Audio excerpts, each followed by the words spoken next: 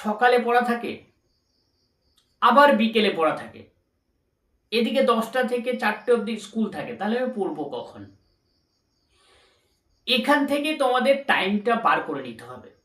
কেননা এই জন্যে বলছি, বাড়িতে বাবা মাকে দেখছো, মা দেখবা সারাদিন বাড়িতে কাজ করে, কিন্তু সারাদিন বাড়িতে কাজ করার পরও সন্ধ্যের পর যদি কোনো কাজ থাকে সেই কাজটাকে কমপ্লিট করে নেয়।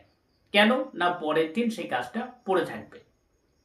বাবার ক্ষেত্রেও দেখো, বাবা সারাদিন হয়তো কারোর বাবা মাঠে কাজ করে, কারো বাবা রয়েছে সরকারি চাকরি করে, বা যার যা প্রফেশন শেষে সেটা করে। তো সেই প্রফেশন তাদের সারার পর পুনরায় দেখবে অনেক কাজ তাদের করতে হয়, কিন্তু নিত্য নৈমিত্তিক প্রতিদিনের কাজ প্রতিদিনই তেনারা করেন। এখান থেকে আমরা অনেক ভালো একটা শিক্ষা নিতে পারি। তারা যেমন নিজের কাজ প্রতিদিন করছে, তাহলে আমাদের যে পড়ার কাজ সেটা প্রতিদিন করতে হবে। সন্ধে 7টার আগে তোমরা পড়তে বসতে পারছো না, ধরে নিলাম তুমি বা তোমরা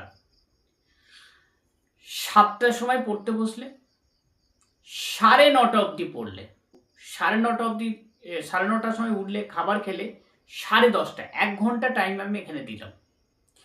10:30টার সময় পড়ে আবার তুমি পড়তে পারো মোটামুটি 12টা পর্যন্ত।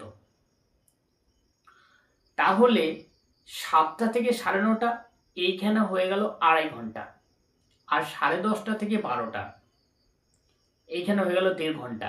তাহলে ক ঘন্টা হলো? 2.5 ঘন্টা, 1.5 ঘন্টা, 3 ঘন্টা, 4 ঘন্টা। এই 4 ঘন্টার সময় যদি তোমরা প্রত্যেক দিন পড়াতে দাও, তাহলে দেখবে জাস্ট 6 মাসের মধ্যে তোমাদের সিলেবাস পুরোপুরি কমপ্লিট। এবার পড়ার মাঝখানে একটা জিনিস তোমাদেরকে নজর রাখতে হবে। 1 সপ্তাহে যেটা পড়ছো, মানে সোম থেকে শনি অবধি যে পড়াটা পড়ছো, রবিবারে গিয়ে একটা দিন যত পড়া পড়েছো সেই পড়াগুলো রিভাইজ করার জন্য একটা দিন তোমাকে রেখে দিতে হবে।